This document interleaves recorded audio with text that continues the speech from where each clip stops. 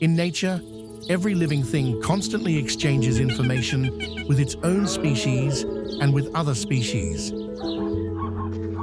When they sense danger, they warn each other with sounds, movements, and vibrations. Humans also share their knowledge, experiences, ideas, and emotions with each other. Healthy and correct communication prevents future problems.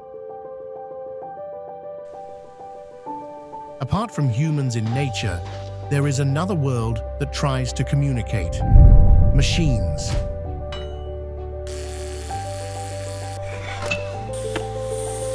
Machines also communicate. They tell their stories with sound, vibration, and heat. If we don't understand this language, we can't hear their calls for help. This can lead to big problems over time: failures, chaos, and losses. With IoT technology and the power of artificial intelligence, we have found a way to talk to machines. Fizix analyzes information sent by machines through sound, vibration, and temperature.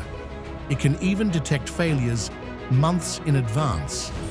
Talking to machines is the way to increase operational safety, save energy, boost productivity, and improve product quality.